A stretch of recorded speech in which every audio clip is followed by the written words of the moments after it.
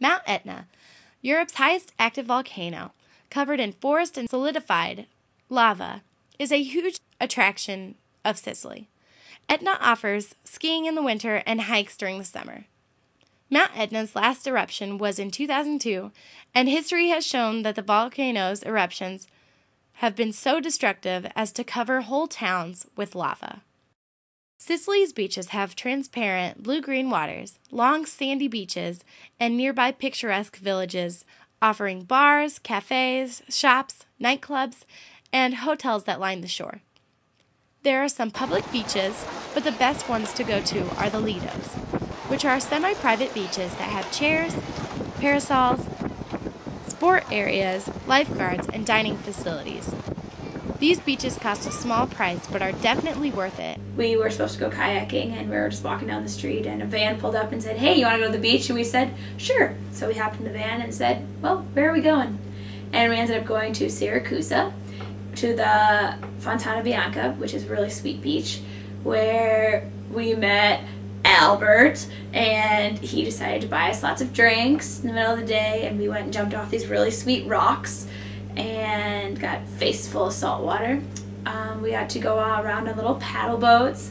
You can rent paddle boats for like €15, and sometimes they even have slides on top, and so you can slide right off into the water. While we were paddling around on our little paddle boats, we ran into this nice boat with lots of fun music and some fun young Italians who were tan and in their Speedo wear.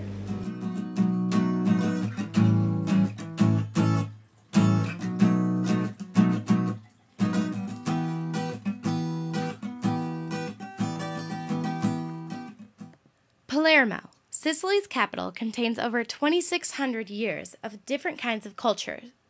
Arabs, Normans, the French, Spanish, and the Byzantines have all left their permanent mark on this place.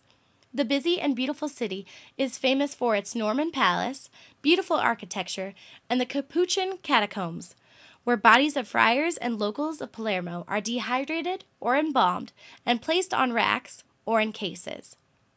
Palermo has grown and overtaken its outskirts and settlements, one being the town of Monreale.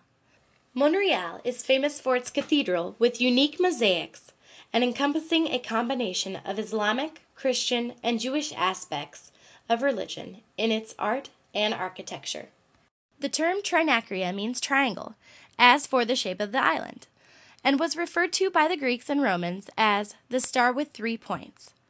The head in the center used to be that of Medusa. Grains on the Trinacria represent the island's fertility, and its 3 bent legs represent the 3 capes of the island and act as a Spartan warrior symbol for power and force.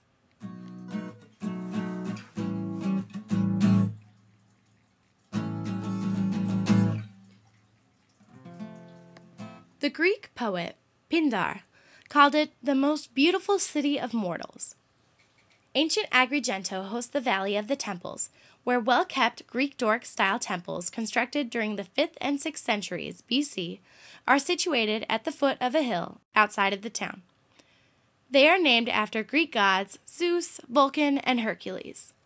Since the ancient times, Sicily has developed many beautiful and interesting towns. Sicily's cuisine is influenced by Romans, Greeks, and Arabs, with ingredients ranging from tomatoes, spices, artichokes, seafood, and olive oil and white wine.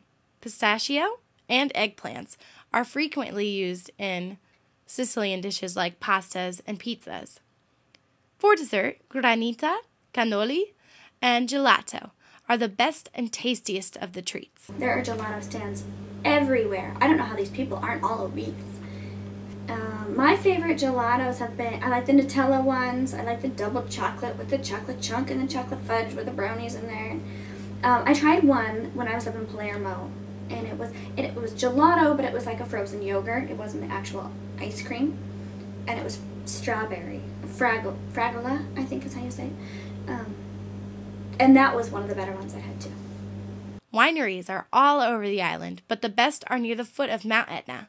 And Sicily's choice wine, Marsala, is served at the wine tastings, where one is given a light meal and a variety of drinks to try.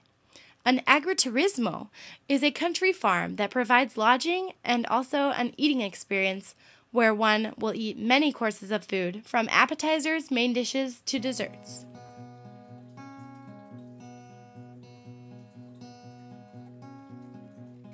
Who knew that you could find a home away from home? But my friends and I sure did.